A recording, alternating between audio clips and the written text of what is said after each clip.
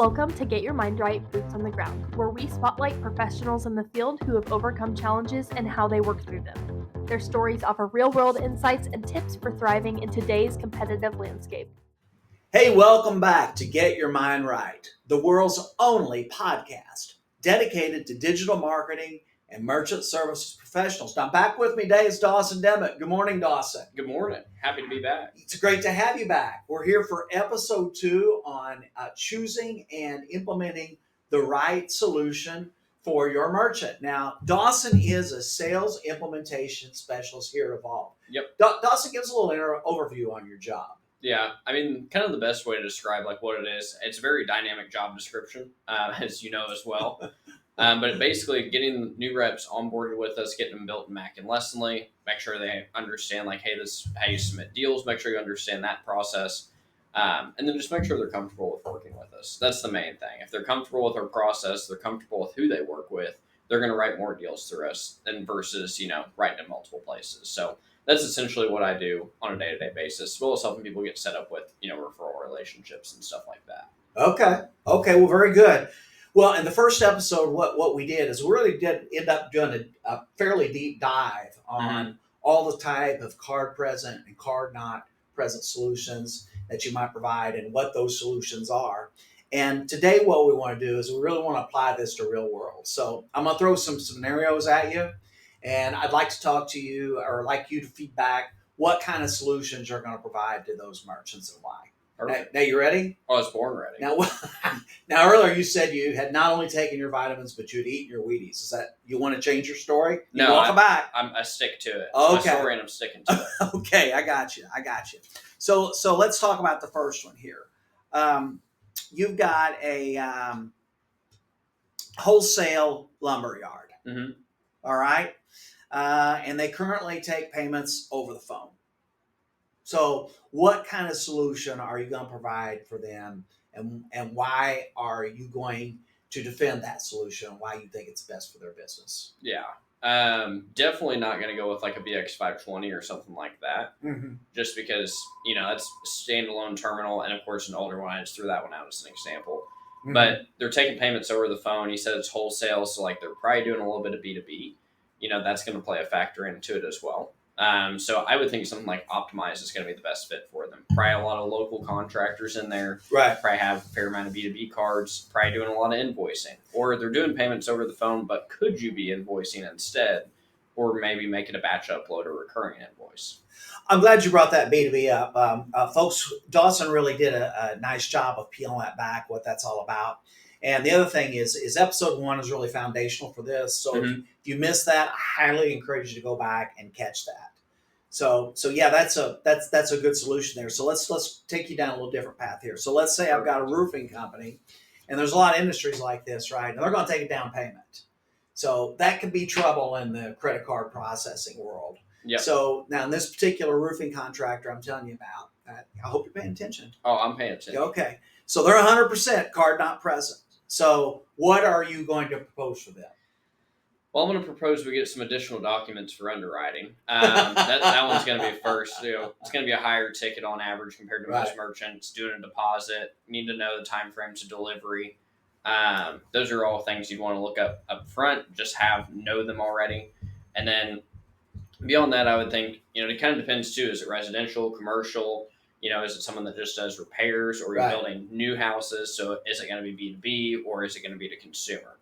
So those are a couple things I would look at. I would think, Swipe Simple, Evolve Pay, or Deja Vu would all work well. Unless you are doing a lot of B2B, I'd probably go to Optimize. Also, probably looking at something that can do Paya as well for ACH. Okay. Because it's going to be an average higher ticket, gives people more options instead of just using their card. And, ACH is going to be a lot cheaper for the merchant to do that. And if they're on buyer's choice, it also gives the consumer more options. So tell me about how the introduction to an ACH product or product set has really enabled these buyer's choice implementations. Specifically on ones like this that are card not present. So we'd be looking at Deja Vu or Optimize, right? And it's really grown the fact of where it just gives you more options. I always give the example of, hey, even here in the state of Indiana, when you go to renew your license plate for your vehicle, they basically offer you, which they're government, so it's technically a service fee. But basically they're offering you two options, right? You pay with card and you're going to pay something additional, or you can pay with ACH for no additional charge. It's pretty easy, right? Okay. And I'm not offended by it as a consumer. I have like Right. my under over is about 2 minutes if I can find my checkbook or not. And then if I can't find it, I'll pay the fee. No big deal. It's really not that bad. And at the same time, when I'm paying these invoices, most of the time I'm at home. It's on the weekend. It's not like it's a hassle to have to be like, oh, I don't have my checkbook on me, right? Or if you're not home, you just wait till you get home that evening, and then you can go pay by ACH if it really means that much to you. So it's very non-intimidating for the consumer. Right. And that's why there's a lot of adoption by it, especially if you look at, even on the merchant side, the cost of card versus ACH, a higher ticket like this too, for the roofing, for example. No big deal to not, hey, you don't want to give them, to where they can pay the same price for cash and card because it's going to cost the merchant a lot.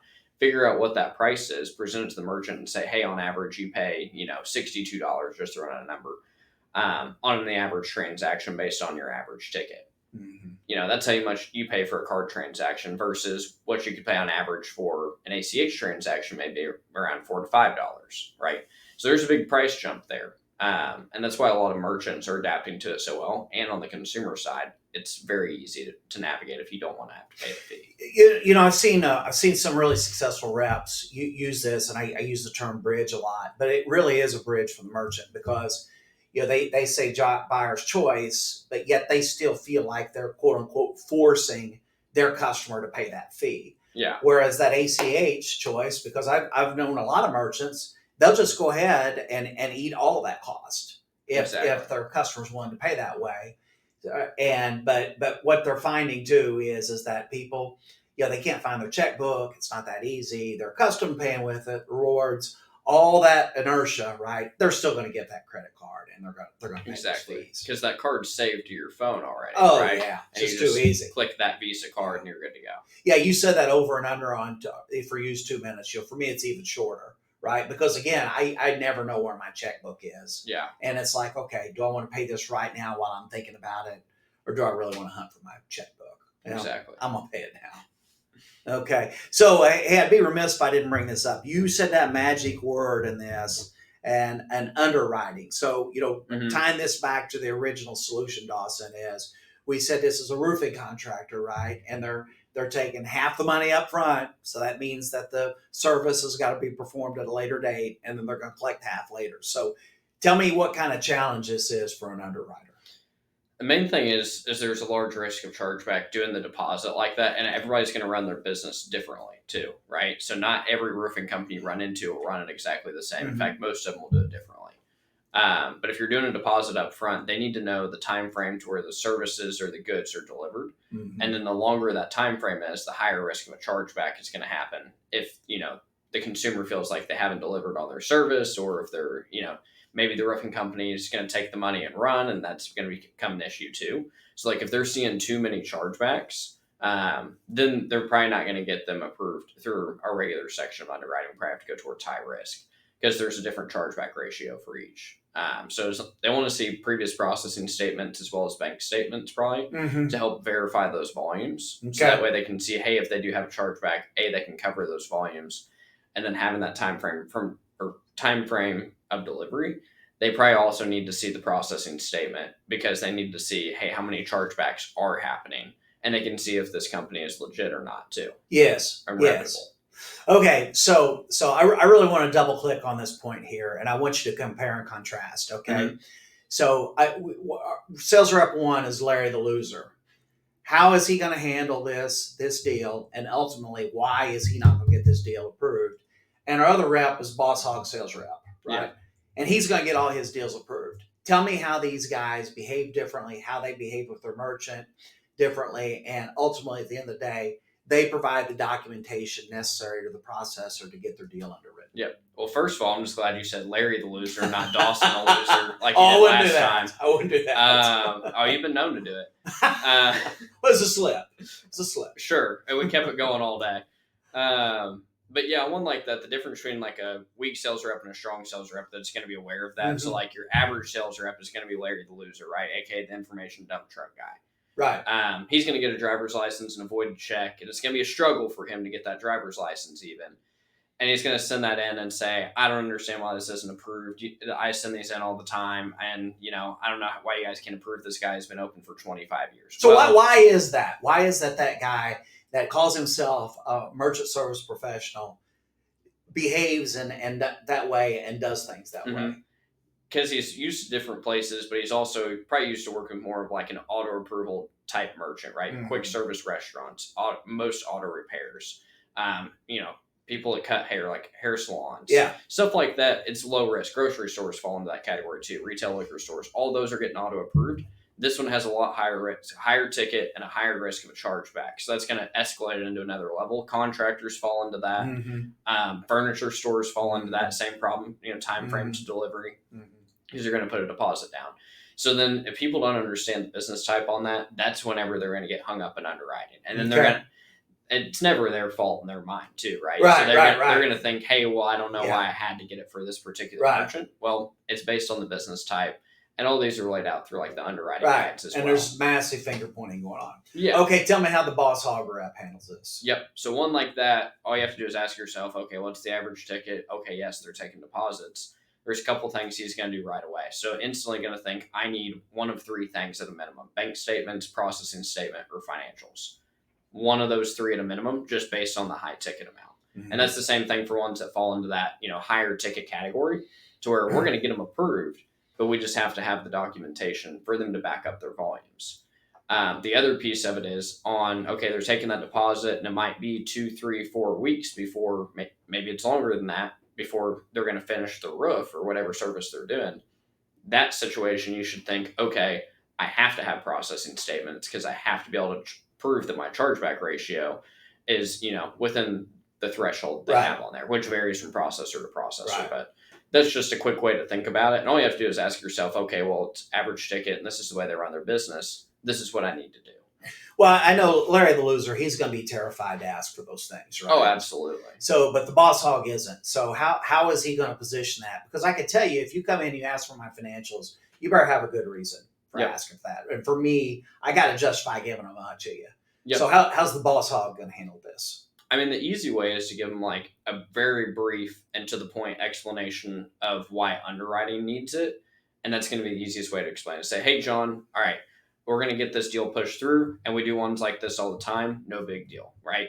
There's a couple things that we'll need from you outside of a driver's license and a voided check. I'm going to need your last 3 previous processing statements, and I also might need your most recent bank statement. Reason being, underwriting likes to check those things for a couple reasons. One, the bank statement to make sure you have money in your account in case there were to be a chargeback, just to make sure you're good for it. I know you're good for it, but they don't know you. The other piece of it is on the processing statements, just to make sure, you're taking a deposit up front. That's no big deal the way you do it today. They just want to make sure that you're not having an excessive amount of chargebacks, make sure that you're a reputable company. I know that you are, but we need to prove that to underwriting as well. If we give them these documents, we get you approved, within probably 48 hours or so. But if we don't do that, I know they're going to ask these, from me. So if we don't send them, it's just going to end up in a pen, and it's going to take multiple days and lots of back and forth. And I'm going to come back here and I'm going to waste your time. Exactly. So it's like, we can do it all today. It's going to make it much easier for us. Yeah. Dawson, you really laid that out. I mean, that's a really easy talk track. It makes sense. It's the truth, right? Exactly. You want to, and at the end of the day, you want to get my deal pushed through. But that is just way, way too big of an ask of Larry the Loser. Exactly. And it's kind of like, even if Larry would ask for that, he's going to say, hey, I have to have this, make sure you're a reputable company, right? And it's like, there's a certain way you can frame it as like, I understand that I know you're good for it. I understand this is fine. Like, there's nothing that throws a red flag for me. It's just that they don't know you, and we have to be able to let them know how you operate your business. I've seen some pushback from merchants before, and they see this credit card processing really is no risk, right? And these are some like really savvy businessmen. It's just they don't understand what it is, and what it effectively is. It's a line of credit, right? And exactly. If they had this, it's a great way to explain it to them in that manner as well. Because if they went to a bank wanting a line of credit, well, a bank's going to ask for all these things too. Exactly. So what you really did there was you educated the merchant. Here's what they're looking at and why. Yeah. The funny thing is too, a lot of times when people give you a lot of pushback, it's either fraud or their financials can't back that up, or their bank statement can't back that up, and there's $4.77 at the end of the month in their bank account. which I have seen before, and they pushed it through and wanted $250,000. Or what was that? And monthly volume is what they wanted. $250,000 a month. Had less than $5 at the end of the month in their bank account. Didn't go well. So it's kind of like some of those, it'll help weed it out too for you, and not make sure you're not wasting your time as a sales rep. Right.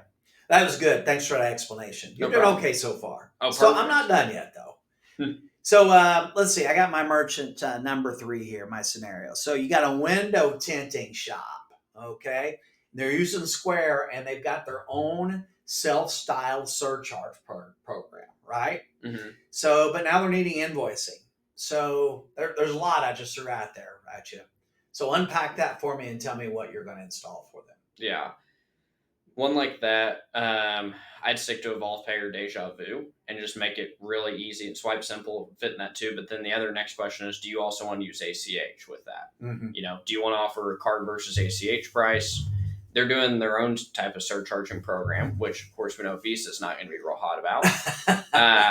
So the Visa police could get them. So if we set them up on something that's right, we can set them up on a card versus ACH price. And I can send out a text a link to you as the consumer and just pay online, and that way they can finish their window tinting. And most of the time it's going to be a mom and pop shop too. It's not going to be a big shop to put window tinting on, because there's not a lot of repeat customers, because it's kind of like once you put it on, as long as you don't get the real cheap stuff, you're not going to come back for a long time. Average ticket's going to be pretty decent on that too. So I would think Deja Vu would probably be my number 1 pick, just because you can have the card versus ACH price. It's going to be business to consumer, Well, there's a lot of factors that point at Deja Vu, and you can pair it with a card present terminal if you have people that want to pay in person. Very good. Very good. So, we run in these merchants every once in a while where they're running a home style surcharge or cash discount program. What kind of talk track do you have for that merchant to get them over that? And most of the time, as far as you have to agree with them, right? You can't just come in there and tell them, this is non-compliant. That's not going to go well. Right. For those of you that don't know. But main thing is, hey, I agree with you. We do programs like this all the time. I agree that you shouldn't be paying all these additional fees, right? Just because someone chose to pay with a Visa card versus giving you cash, right? So there's no big deal there. No argument from the merchant. They're on board. They're already on board because they're doing their own type of program. The best way to frame it is, hey, I'll make this easier for you. You're probably adding that 3% manually today.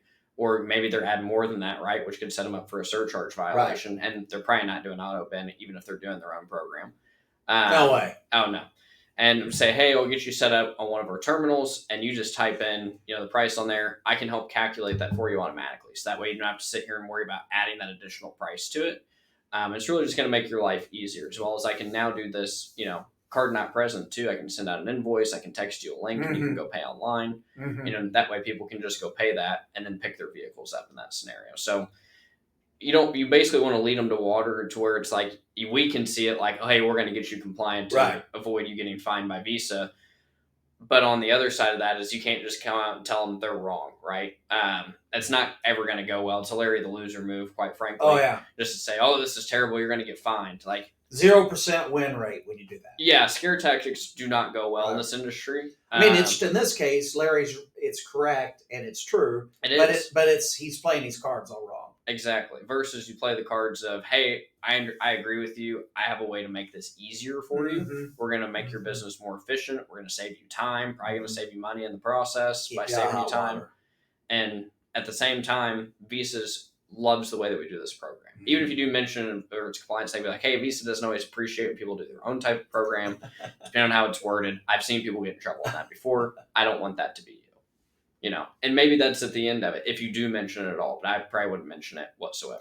Yeah, so let's recap your tactics. I really like that there. The first thing what you want to do is that I noticed you really push this notion that they're processing their transactions non-compliantly at the very end. You gave the merchant compelling reasons why this solution is better, and by the way, you could be compliant when you're doing this. Yeah. So rather than coming out and leading and hitting them over the head with that's the cherry on the sundae, so to speak. Exactly. It's the same thing as sticker shock too, right? Because you're gonna kind of irk them a little bit, and they're gonna have that wall, right? The firewall that you're not gonna be able to get through. So. Yeah, I mean, you think about this. I mean, who likes to be told that they're wrong, right? I mean, exactly. Every human being has a reaction to that, and that's how you're starting the conversation. There's nothing like someone coming into your business and telling you how you're doing, right? It's not going to go well, especially in like a good established business. Like it's just not going to go well in almost every situation. You're exactly right. So I got one more for you. Perfect. Okay, a local storage facility here. Right. Okay. I know you've dealt with a number of those. Yep. So got a number of things that you're looking at. Sometimes online booking and collecting money is a nightmare. Right. Yep. But what they want to do is they want to automate this monthly rent collection process. So how are you going to handle that one? Definitely. And I've seen a lot of hot messes on this before, actually. One of which just still sticks with me is when I first started to help the lady get set up. She was originally on just a terminal. It was like an ICT 220, I think is what she was on. And it obviously needed to go to a virtual terminal, right? Get set up on recurring payments because she was manually going through every month and typing in everybody's card number. Oh, let me guess. She had all those card numbers written down in a notebook. Oh, absolutely. Awesome. And it's just like, there's so many ways that we're going to make her life easier by once you set it up, get it set up with a recurring payment, and you're going to set it and forget about it, right? Because it's like, that's how a lot of storage unit facilities make their money is people set them up and then they're like, they don't get their stuff out and they just keep billing them month after month after month after month. And that's how they're making their money. But if they're not collecting that money or not doing it efficiently, it's not going to work well for them. So if they're setting them up with like a Swipe Simple or an Evolve Pay, and depending on what you want to do, because you're going to know right off the bat if I'm paying with card, most people are probably going to pay with card in that scenario. And I would think Evolve Pay and Swipe Simple are both great fits for that, as well as Deja Vu is another great fit.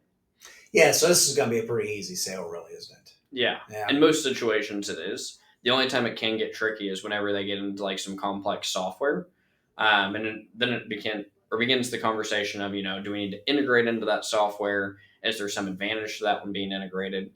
In most situations, no. They just need to be set up with a regular virtual terminal and then just know, hey, whoever opened or closed, make sure you either turn it on or turn off their recurring payment plan. Excellent. You brought up a point here, and it just occurred to me how these merchants, their mindset, there's a disconnect because, once again, when you tell them they're processing non-compliantly, a lot of times their first reaction is, But I've noticed, I've been involved in these conversations where they're storing cards and you tell them the risk, they're responsible for that. They take that seriously, right? Yeah. Well, I didn't know that. Yeah, that's got to go. That's got to go. And they'll listen to that. And there's a way that you can frame that too to make it easier. We're like, hey, in today's day and age, it's like we don't really want to be writing down card numbers. Visa really doesn't agree. Now, the chances of which that could come back on you, relatively low. Right. But I don't want that to happen to you. Right. You don't want to come in there and tell them that's bad. We need to get rid of that right now. As far as, hey, let's just go ahead and once we get these set up, let's go ahead and make sure we get rid of those, shred all that. So that way there's no liability that would come back to you, in case you needed to. Go ahead. I was going to say, like in 2025 even, if you go into a store, maybe you're like for lunch today, if you go get lunch somewhere today and for some reason their card reader's not working and whoever's running the cash register takes your card and is like, oh, let me grab my manager real fast. But then they walk out of sight with your card. First thought is they're going to steal my card number, right? And it's like today's day and age, there's just so much fraud with it. We're trying to get rid of all of that liability, right? And a lot of consumers just don't feel as comfortable today as they did, a couple of years ago, maybe. And you really brought up the point, and this is what resonates with merchants. Their real danger is not the owner of that business. It's all the people that work there, or they have some bandit that comes to their business and figures this out and goes and swipes that notebook. Exactly. That's a gold strike right there on the spot. Exactly. There's one thing that I always remember on that too, because like there's a section where you can turn off or turn on passwords whenever you set a terminal up. I always encourage you to keep them on. Reason being, there was one I read on Facebook, one of those merchant services Facebook groups. And this guy was laughing and he was like, oh, joke's on this guy, broke into the place of business and somehow the rep had access to the security cameras too. So the business owner must have sent them to him. But the guy breaks into the place of business on video, goes directly to the credit card terminal and is trying to run a blind refund back to himself. Nice. Right? Can't do it because he's got passwords on it. And the guy obviously didn't know the password and then just runs out of the business immediately. Like he broke into the business to only do that, to try to run a blind refund back on his own personal card, which then they collected, through the back office and found the guy. So it didn't go well for him, but it's like, there's just additional layers of security you can set up to make sure you're set up for success. And that's what I always see through that. And I feel like that was one of those eye-opening moments that I saw. I'd only worked here for like 6 months at the time when I figured that out, to where it's like, that totally makes sense to me now. I totally get that. And it's never the business owner, almost always not the business owner. It's disgruntled employee, someone breaks in, or something like that. Very good. Very good. Well, Dawson, this was great. We're going to have you back for our third and final episode of this series, and I'm going to throw some unusual merchant solutions at you. Perfect. Well, nothing's usual about you, John. Well, what would you expect? Exactly. All right. We'll see you guys back here next time. And until then, keep your mind right.